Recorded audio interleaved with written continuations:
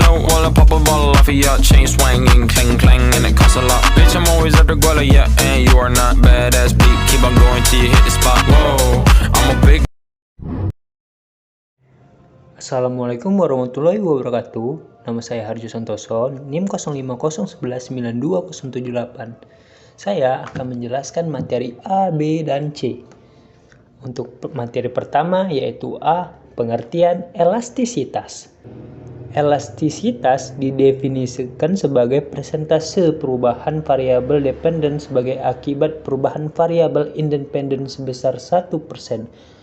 Apabila definisi ini diterapkan untuk kasus permintaan, maka definisi elastisitas permintaan akan berbunyi persentase perubahan jumlah barang yang diminta sebagai akibat antar variabel independen dengan variabel dependen. Baik, sekarang saya akan menjelaskan materi kedua yaitu elastisitas permintaan.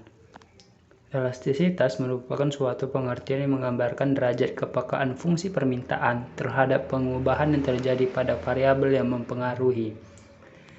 Dikenal ada 3 elastisitas permintaan, yaitu elastisitas pendapatan, elastisitas harga barang itu sendiri, dan elastisitas silang.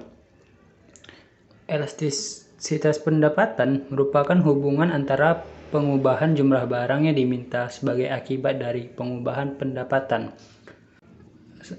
Sementara elastisitas harga digunakan untuk mengukur derajat kuantitas barang yang dibeli sebagai akibat pengubahan harga barang itu sendiri.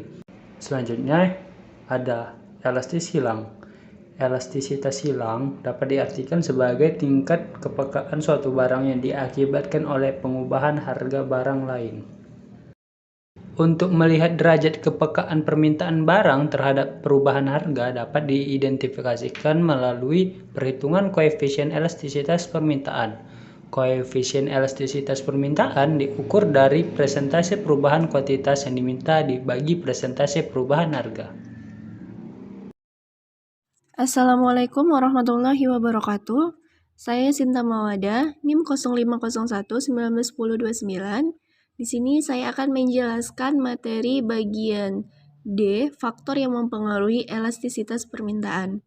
Nah, faktor yang mempengaruhi elastisitas permintaan itu ada 7. Yang pertama, harga barang itu sendiri. Bila mana keadaan suatu barang, jika barang tersebut lebih murah, maka permintaan pada barang tersebut akan naik atau bertambah. Dan sebaliknya, bila barang itu sendiri memiliki harga yang lebih mahal, maka permintaan terhadap barang tersebut akan turun atau rendah.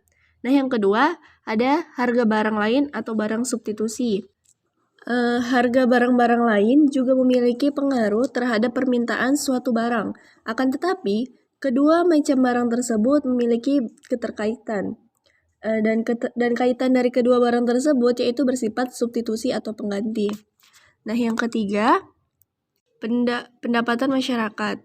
Pendapatan masyarakat ini bisa dapat mempengaruhi daya beli suatu barang. Nah, oleh karena itu, jika makin tinggi tingkat pendapatan masyarakat, maka makin tinggi pula atau meningkat pula daya beli barang tersebut. Nah, sehingga permintaan terhadap suatu barang meningkat. Distribusi pendapatan dalam masyarakat dalam sebuah kelompok masyarakat, tingkat pendapatan dalam kelompok itu penting. Nah, tingkat pendapatan dapat memberikan sebuah kesimpulan yang salah jika distribusi pendapatan buruk. Nah, yang keempat, cita rasa, selera atau kebiasaan masyarakat.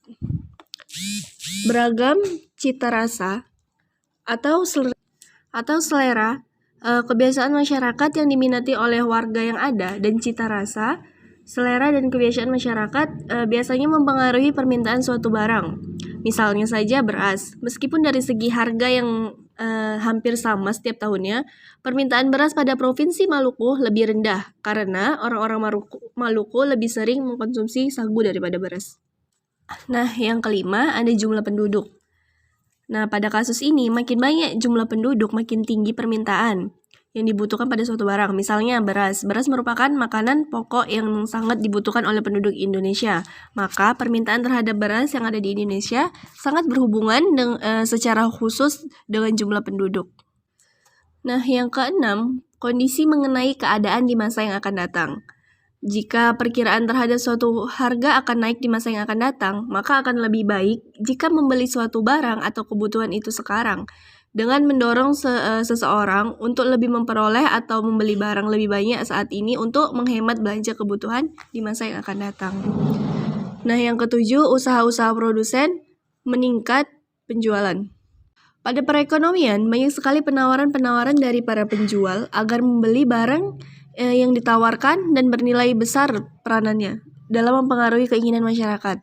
Nah, di samping itu, pengiklanan juga sangat penting bagi penjual yang memungkinkan masyarakat bisa mengenal barang-barang yang ditawarkan atau dijual dapat menimbulkan permintaan terhadap barang tersebut.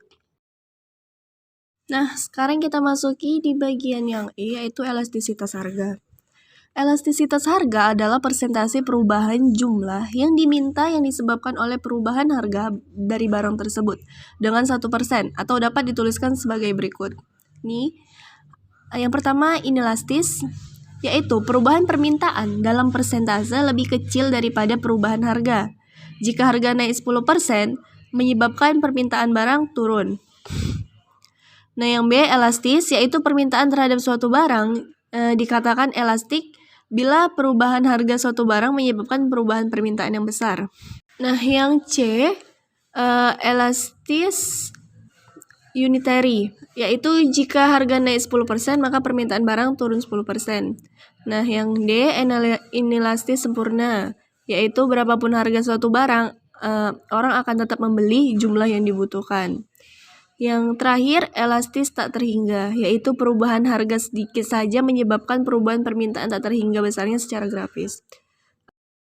Nah, sekarang yang F, yaitu elastisitas pendapatan. Elastisitas pendapatan adalah perubahan proporsional dari jumlah barang yang diminta dibagi dengan perubahan proporsional penghasilan secara nominal. Jadi, dalam ekonomi, elastisitas pendapatan adalah ukuran berapa banyak perubahan jumlah permintaan barang terhadap perubahan pendapatan konsumen berdasarkan sifat perubahan permintaan yang berlaku apabila pendapatan berubah, maka barang dapat dibagi menjadi 4 jenis, yaitu yang pertama barang inferior.